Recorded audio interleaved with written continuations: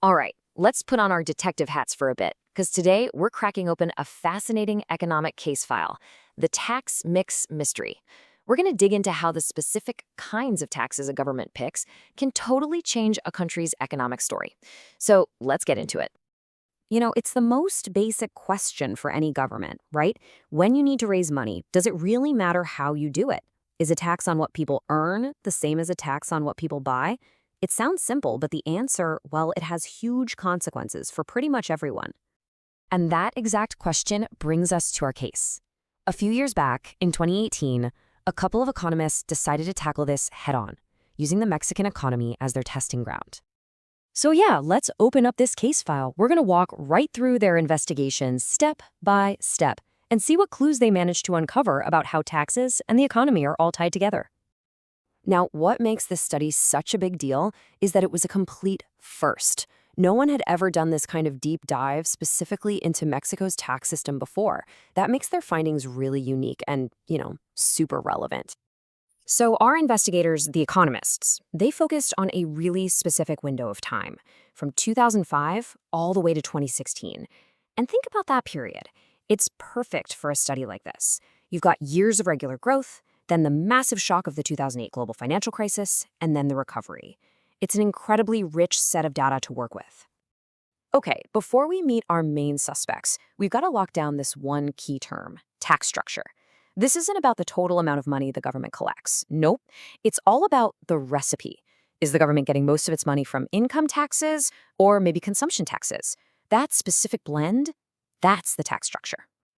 All right, it is time to meet the key players in our mystery. Let's take a look at the lineup of the main taxes that were under investigation. So you can pretty much sort all taxes into two big buckets. You've got your direct taxes. That's money taken from what you earn, like income or company profits.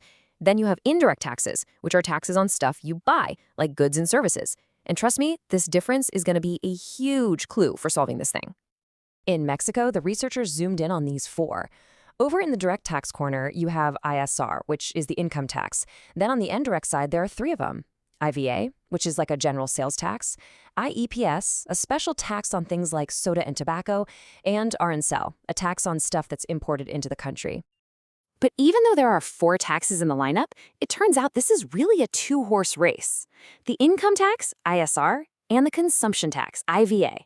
I mean, look at that. Together, they make up almost all of the government's revenue. The other two are just minor players.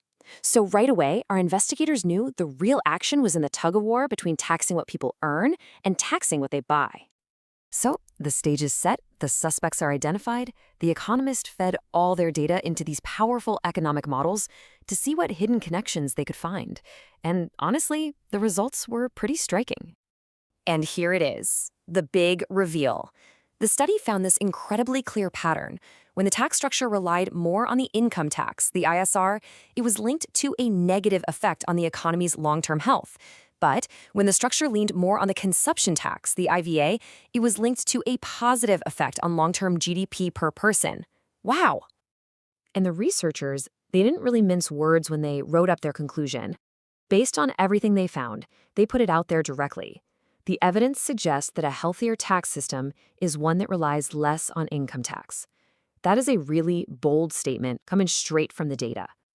Okay, so we have the main finding, the big headline. But like with any good investigation, the verdict isn't that simple. We have to understand the details. What does this actually mean? And what are the little footnotes we need to pay attention to? Yeah, a good verdict always has to look at the fine print. First off, this isn't about short-term blips in the economy. We're talking about the long-term fundamental health of the economy. Second, and this is super important, this shows a strong link, a correlation, but it doesn't prove that one thing absolutely causes the other. Third, nobody's saying get rid of income tax. The idea is to just shift the balance in the mix. And finally, here's a cool twist. The study suggests Mexico's economy actually reacts to these tax changes a lot more like a developed nation than its regional peers. And that brings our investigation to a close. This one study gives us some really powerful clues about how the tax mix can shape an economy. But of course, it opens up a much, much bigger debate that every single country has to wrestle with. It leaves us with this final, massive question to think about. How do you build a tax system that helps the economy grow, but is also fair to absolutely everyone who's a part of it?